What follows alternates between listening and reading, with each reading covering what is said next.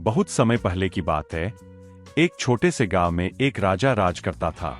वह बहुत ही न्यायप्रिय और दयालु था। उसके राज्य में सभी लोग सुखी और संतुष्ट थे। राजा का मानना था कि जब तक हर व्यक्ति को न्याय और सम्मान नहीं मिलेगा, तब तक सही अर्थों में राज्य समृद्ध नहीं हो सकता। इसलिए वह अपने दरबार में रोज प्रजा की समस्याएं सुनता और उन्हें हल करने का हर संभव प्रयास करता।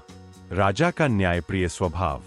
राजा के पास एक सुंदर महल था, लेकिन वह अक्सर अपने राज्य की सड़कों पर घूमता और स्वयं प्रजा की स्थिति का निरीक्षण करता। वह छद्म रूप में गांवों में जाता और लोगों की वास्तविक स्थिति को समझने की कोशिश करता। इस कारण से उसकी प्रजा उसे बहुत प्यार और सम्मान देती थी।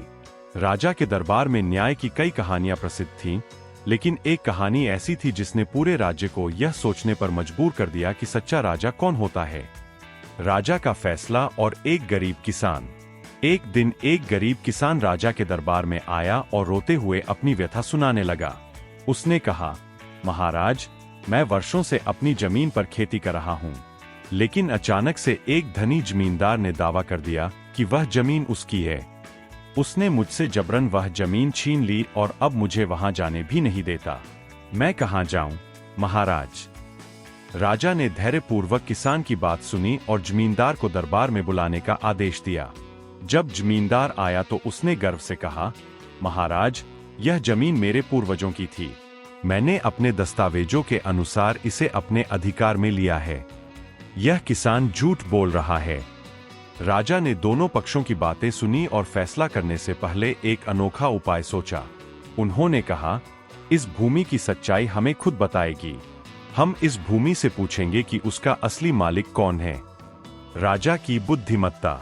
अगले दिन राजा खुद उस खेत पर गए। वहां राजा ने दोनों व्यक्तियों के साथ खेत की मिट्टी को अपने हाथों में लिया और कहा, हे धरती माता, बताओ कि तुम्हारा असली स्वामी कौन है। लोग अचंभित थे कि राजा इस तरह की बात कर रहे हैं। राजा ने फिर आदेश दिया कि उस भूमि की खुदाई की जाए। खुदाई के दौरान वहां से एक पुराना लोहे का संदूक निकला, जिसमें कुछ दस्तावेज थे। उन दस्तावेजों से साबित हुआ कि वह जमीन वास्तव में किसान की थी और जमींदार ने झूठ बोला था।